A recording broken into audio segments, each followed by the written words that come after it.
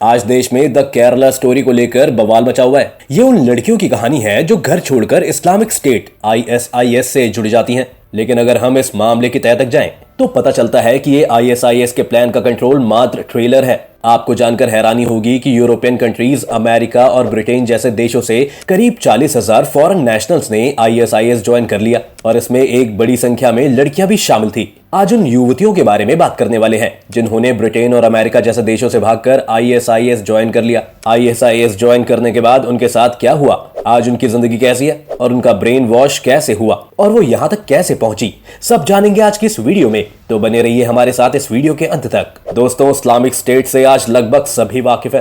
Islamic state एक extremist group है जो साल 2013 के दौरान अल-कायदा संगठन से टूटकर बना था और कुछ ही दिनों में अपने खूंखार कारनामों के चलते इसे दुनिया का सबसे ताकतवर और सबसे क्रूर आतंकवादी ग्रुप माना जाने लगा। लेकिन इसमें सबसे ज्यादा हैरान करने वाली बात यह थी कि इसमें युवा लड़कियां भी ISIS से जुड़ी रही। लेकिन ये लड़कियां केरला या इंडिया से नहीं थी, बल्कि इनमें से ज्यादातर ब्रिटेन और यूरोपियन देशों की लड़कियां थी। ऐसा नहीं है कि ये लड़कियां पढ़ी लिखी नहीं थी, जबकि ये आधुनिक सोच रखने वाली लड़कियां थी। फिर सवाल उठता है कि अचानक ऐसा क्या हुआ कि वो सीरिया जाकर एक एक्सट्रीमिस्ट ग्रुप में लगभग गुलाम की जिंदगी जीने लगी और आतंकवाद में फंस गई। आइए समझते हैं कि इतनी बड़ी संख्या में यूरोप और ब्रिटेन जैसी जगहों से लड़कियां इस्लामिक स्टेट क्यों ज्वाइन करने लगी। साल 2019 में एक रिपोर्ट पब्लिश हुई थी, female radicalisation, why do women join ISIS। इसमें बताया गया है कि साल भर पहले अमेरिकी, ब्रिटिश और यूरोपियन देशों के लगभग 41,500 लोगों ने आतंकी संगठन को ज्वाइन किया। इसमें करीब 5,000 औरतें और लगभग इतने ही माइनर थे। वहीं international centre for study of radicalisation and political violence का साल 2017 तक का डेटा देखें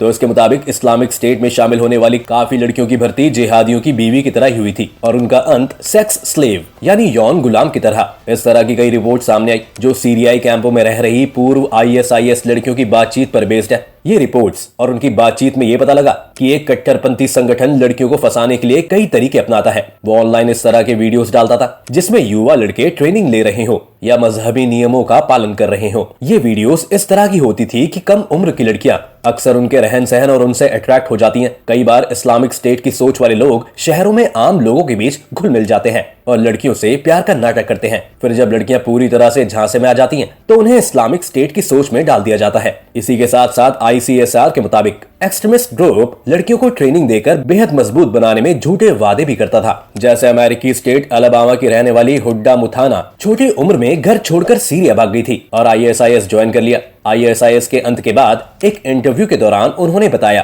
कि ISIS की ऑनलाइन वीडियो देखकर उन्हें लगा कि इस्लामिक स्टेट ही औरतों को सच्ची मजबूती दे सकता है, इसलिए वो उसकी तरफ गई। बिल्कुल इसी तरह से ब्रिटेन की शमीमा बेगम भी मात्र 15 साल की उम्र में अच्छी लाइफस्टाइल के लिए इस्लामिक स्टेट भाग गई थी। अब ब्रिटेन से बेहतर लाइफस्टाइल सीरिया में कैसे मिल पाएगी, ये तो उनका ब्रेन वॉश करने वालों ने उन्हें बताया होगा।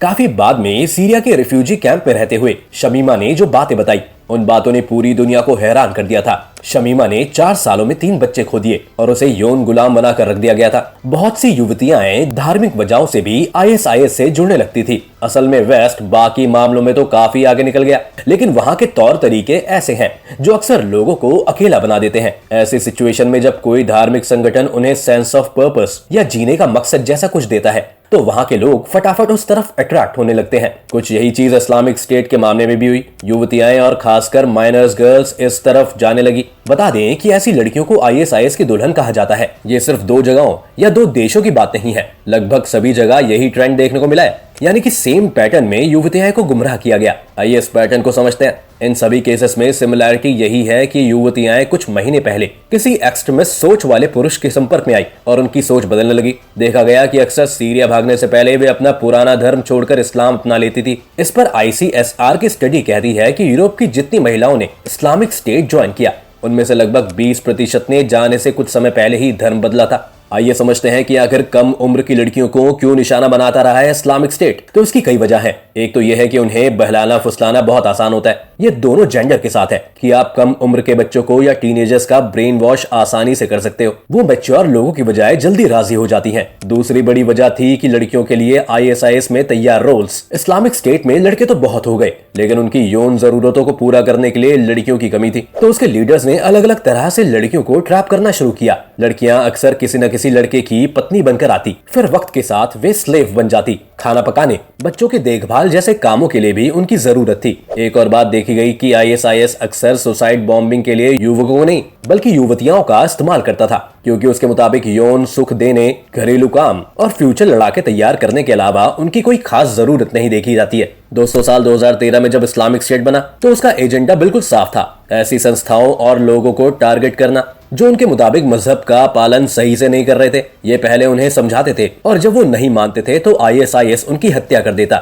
2 सालों के भीतर आईएसआईएस ने सीरिया से लेकर इराक की बड़ी जमीन पर कब्जा जमा लिया। अब लगभग 1 करोड़ लोग उसकी हुकूमत में थे। साथ ही दूसरे देशों के लोग भी एक्सट्रीमिस्ट गुट की तरफ खिंचने लगे। आईएसआईएस के खात्मे और उसके बाद उपजैन हालातों को समझने के लिए एक बार ये देखते हैं कि इस्लामिक स्टेट आखिर किस तरह गिरा। साल 2016 में इसकी पॉपुलैरिटी अपने चरम पर थी। आए दिन वो किसी न किसी सरकारी संस्था को निशाना बनाता और उसके रिसोर्सेज पर कब्जा कर लेता। उसका सीधा कहना था कि लोग धर्म के मुताबिक चलें। एक्सट्रीमिस्ट मुस्लिम गुट ने दूसरे मजहबों को अलग अलग तरह से परेशान करना शुरू किया। उन पर टैक्स लगाए जाने लगे। महिलाओं को बाहर निकलने की इजाजत नहीं थी। उनका काम घर और रसोई तक सीमित हो चुका था। ड्रेस कोड लागू हो चुका था। खुद को खलीफा घोषित करने वाले गुट ने सीरिया और इराक के सभी बड़े शहरों जैसे रक्का, मोसुल, फलूजे, दियाला, किरकर पर कब्जा जमा लिया। यहाँ तक कि इराक की राजधानी बगदाद तक भी इसकी धमक सुनाई देने लगी। कुल मिलाकर लगभग 1 लाख वर्ग किलोमीटर की टेरिटरी पर इसका पक्का राज चलता था, जबकि आसपास के इलाकों में भी असर दिखने लगा था। ये चरमपंथ का दौर था